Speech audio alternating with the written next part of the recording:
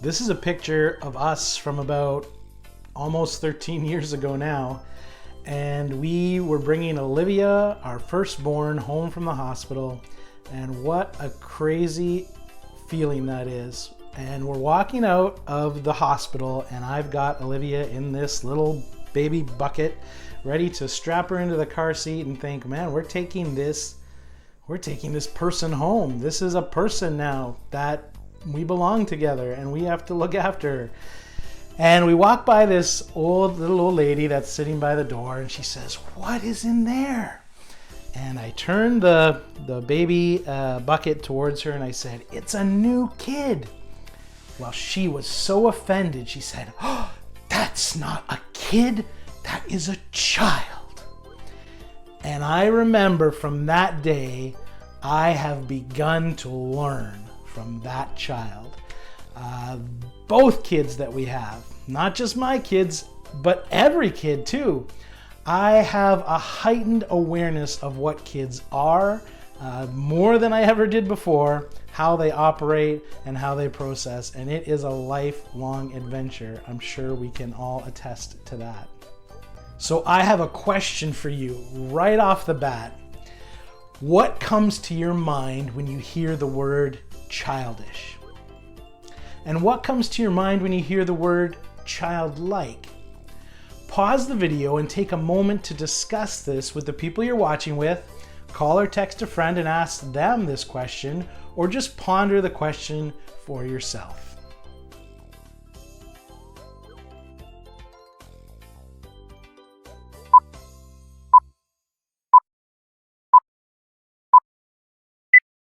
Perhaps even our own personal experiences affect how we see these words, because they both in essence mean the same thing, but one we use very negatively. Childish we kind of think of as rude, immature. It has a negative connotation to it. But childlike sounds innocent, honest, trusting. So what can we learn from kids? Childlike people that might impact our faith and connection with God in a way that could transform our life. That is what we will explore over this next month as we do some kidding around. There's a wife and a mother, let's call her Brenda, and she invited some people over for supper to join them with their family. And at the table, she turns to their 7-year-old daughter, Lily, and says, "Would you like to say the blessing for the meal?" To which Lily replies, "I wouldn't know what to say." Well, Brenda says, "Just say what you hear Mommy say." So Lily bows her head and says, "Lord, why on earth did I invite all these people to dinner?" It's important for us to learn from kids.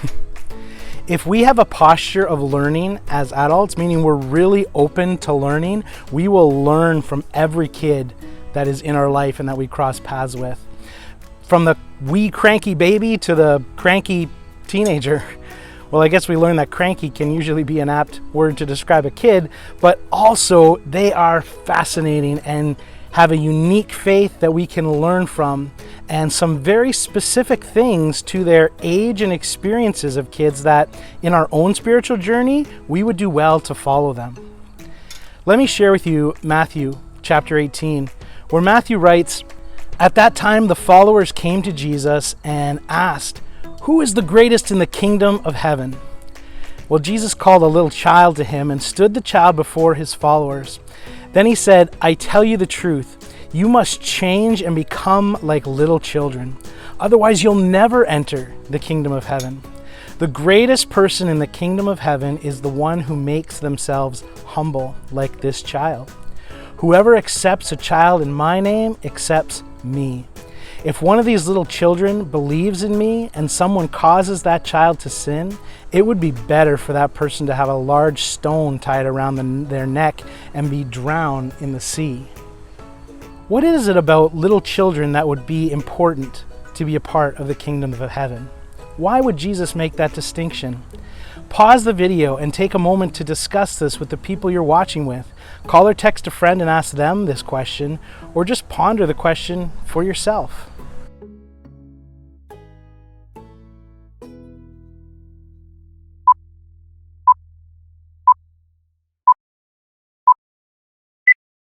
It would appear that kids have a special place in Jesus' heart and a special faith that is inherent to tapping into entering this kingdom of heaven.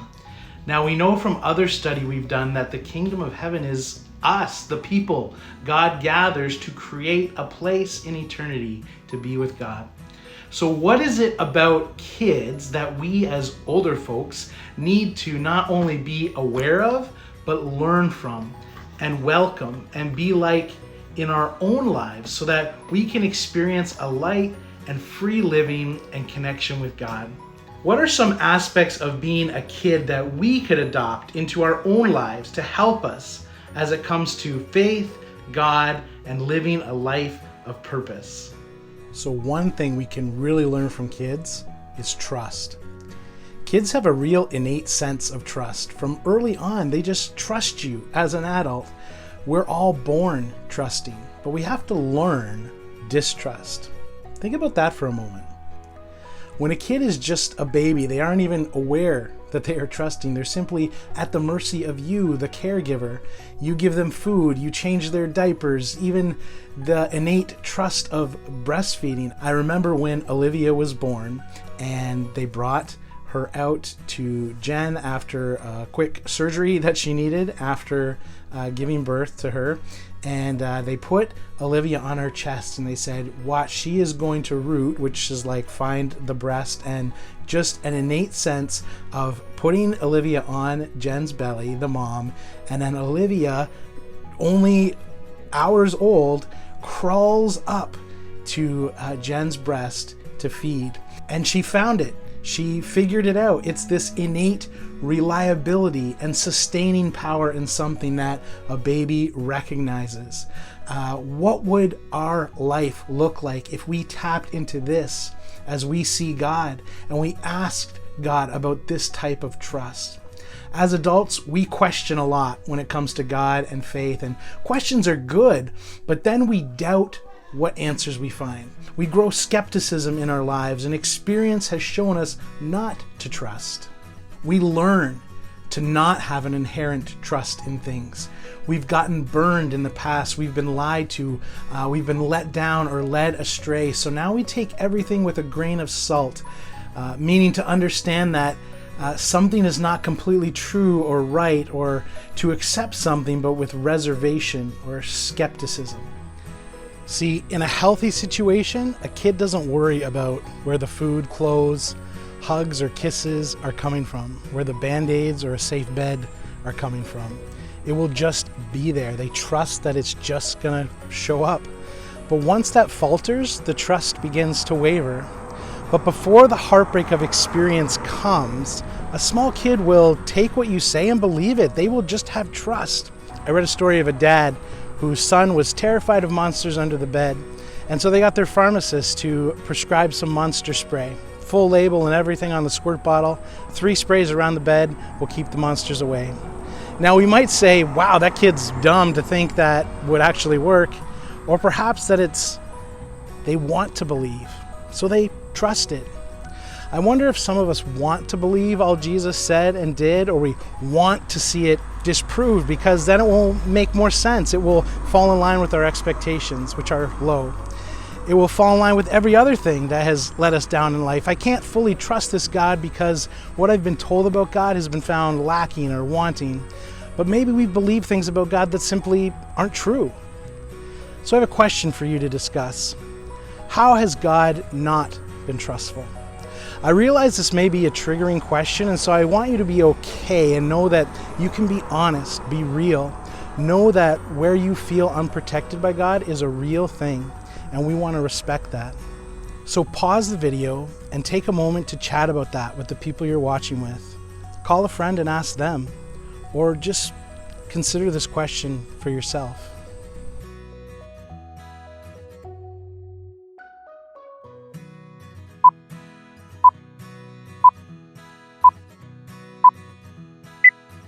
See, I think and believe that people can trust God, but it's people who hurt us and betray us.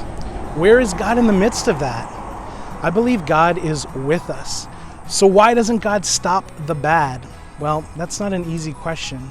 But I know in my own life, those hurtful times that I have resented and buried deep down continue to hurt me. But the times that I trust them to God, I begin to find healing and a little bit of growth in those ways. So what if we took a cue from the kid who just trusts that their parent's going to catch them when they jump from a high spot? They don't let their mind wander in doubt. Will they catch me? They just leap. We trust God will do what God says, like the kid who just trusts that mom or dad will be there to pick them up after school because they said they would. It's only after you put your trust in someone or something and it fails you, that's when you begin to have a sense of distrust grow. But is it God who has been shown distrustful in our lives? Or is it people? Is it situations? Or maybe it's ourselves? In Proverbs chapter 3, it says, "Trust in the Lord with all of your heart. Don't depend on your own understanding. Seek God's will in everything you do, and God will show you which path to take." If I was to have all of my heart, all of myself entrusted to God's hands, putting my own understanding aside, my own experiences even that have burned me or caused doubt, what would that be like? What would that feel like? But you say, "Oh no, that's the way that I'm protected." You see, fool me once, shame on you. Fool me twice, shame on me. It's my fault if I let my guard down and get hurt. But I want to caution you in something. Don't treat God the way that you treat people or the way that you treat culture or situations. God is perfect and true. Our world is imperfect and full of lies. That's why Jesus says to his disciples, "Look, I'm sending you out as sheep among wolves. So be as shrewd as snakes and as harmless as doves." Be careful. Use your head. But God can be trusted. God is not the wolf. God is the shepherd. And we are the sheep. The sheep trust the shepherd because they just know the shepherd's looking out for my best interest. And there's all things around that can destroy me. I have no choice. I've got to trust the shepherd. If you believe that God doesn't want your best, how much will you trust that God? If you think that God is a wrathful God, a God that is looking to punish, a God that demands a pound of flesh, a God that will hurt you if you step out of line, how can you trust that God? I can't. Psalm 56 verse 3 says, "When I am afraid, I will put my trust in you." I see God as the one who came to give us life in all its fullness, as the scriptures say. I believe God loved the world so much that God gave Jesus, the Son, that whoever believes in Jesus and trusts in Jesus will not perish. They will have life without end. I believe in the God that ran out to find me even while I was still far from him. In Isaiah chapter 12 verse 2, it says, "See, God has come to save us. I will trust in God and not be afraid. The Lord my God is my strength and my song. God has given me victory." You can trust that. Just like a kid who believes in the reliability, truth, ability, and strength of a parent. That big person is there to help me. I have no reasons to doubt it until something happens that causes me to doubt. So take whatever it is that is maybe damaged any trust that you have in God and ask God to speak to it, to help you understand it, to find resolution so that you can move forward in life. Will you ask God to give you trust? Tell God about how you've been burned in the past, your hesitation or difficulty in trusting. Could you ask God to make you more like a kid again in the way of trust? Psalm 37 says, "Take delight in the Lord, and he will give you your heart's desires." Commit everything you do to the Lord. Trust him, and he will help you. How can you take delight in the Lord this week? Make some time to delight, to enjoy, to take pleasure in God. Give everything to the Lord. Lord, I give you this plan. I give you this moment in time, my work performance, my role as a parent, my free time. I give it all to you. I trust you. Help me. Peace.